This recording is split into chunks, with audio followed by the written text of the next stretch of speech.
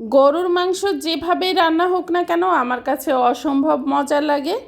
আসসালামু আলাইকুম, কেমন আছেন সবাই? আশা করছি আল্লাহর রহমতে সবাই সুস্থ আছেন, ভালো আছেন। আমিও আলহামদুলিল্লাহ বেশ ভালো আছি। তো চলে আসলাম মজার মজার খাবারের একটা ভিডিও নিয়ে। তো শুরুতেই খাচ্ছি আমি বেগুনের চাক ভাজি বা বেগুনের চপ ভাজি, যে যেটা বলে আর কি। আমি চাক ভাজি বলি এটাকে। তো বেগুনের চাক ভাজির কথা তো আর নতুন করে বলার কিছুই নাই। বেগুনের চাক ভাজি আমার অনেক বেশি ভালো লাগে। ওই তো আরেক দল মানুষ এসে বলবে আপনার কাছে তো সবই ভালো লাগে। হ্যাঁ, আসলে আমার কাছে সবই ভালো লাগে। হালাল খাবার যা আছে তা আমার কাছে সব ভালো লাগে। আলহামদুলিল্লাহ আমার মুখে রুচিও ভালো আছে। অনেকে হয়তো বা খেতে পারে না, এই সমস্যা সেই সমস্যা। আমার এরকম কোনো সমস্যা নেই, খেতে আমার খুব ভালো লাগে, পছন্দ করি, তাই খাই। আর এদিকে আমি বেগুনের চাক ভাজির সাথে কিন্তু পেঁয়াজ কাঁচামরিচও ভেজে নিয়েছিলাম, যেটাকে বেরেস্তার মতো করে। তো সেটা দিয়ে যে মজা করে কিন্তু খেয়ে নিচ্ছি। বেগুনের চাক ভাজি রুটি দিয়েও খুব ভালো লাগে, ভাত দিয়েও ভালো লাগে, আমার কাছে সব রকমই ভালো লাগে। তো গরম গরম ভাতের সাথে খেয়ে নিলাম।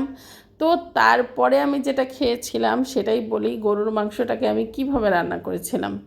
তো এই গরুর মাংসটা কিন্তু আমি ঘি দিয়ে, তারপরে লবণ দিয়ে, একটু আদা রসুন দিয়ে জাল করে রেখে দিই। হলুদ বা অন্য কোনো মশলা আমি এখানে ব্যবহার করি না, মরিচও দিই না। তো এভাবে জাল করে রেখে দিয়ে পরবর্তীতে আমি যেটা করি, এই যে এখানে কিন্তু অনেক বেশি করে পেঁয়াজ কাঁচামরিচ দিয়ে একদম ভুড়ি ভাজার মতো করে লাল লাল করে ভেজে ফেলি। সেটা খেতে যে এত মজার হয়, ভুড়ি ভাজার চাইতেও বেশি মজা লাগে কিন্তু এই মাংস ভাজাটা। তো খুব মজা করে কিন্তু আমি খেয়ে নিয়েছি। গরুর মাংস মানেই আমার কাছে খুব পছন্দের। তো তারপরে যেটা খাচ্ছি, অতিরিক্ত গরম পড়েছে যেহেতু গরুর মাংস খেয়েছি, সেটাকে ব্যালেন্স করার জন্য অবশ্যই লাউ খাবো। তো লাউ হচ্ছে শরীরের জন্য তো খুবই উপকারী, ঠান্ডা তরকারি। তো লাউ রান্না করেছিলাম শোল মাছ দিয়ে।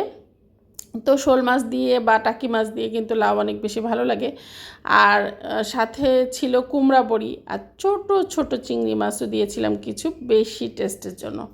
তো কুমড়া বড়ি হলে তো আর লাউয়ের মধ্যে আসলে কোনো মাছ না দিলেও কোনো সমস্যা ছিল না, এতটা মজা লাগে। তারপরেও কিন্তু আমি শোল মাছ দিয়ে করেছি।